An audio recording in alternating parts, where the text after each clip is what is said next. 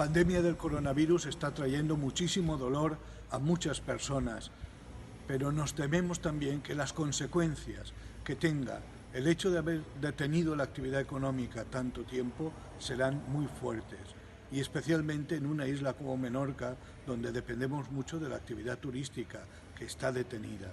Son muchas las personas las que están viniendo ya a nuestras Cáritas a demandar ayuda, y a nuestras parroquias.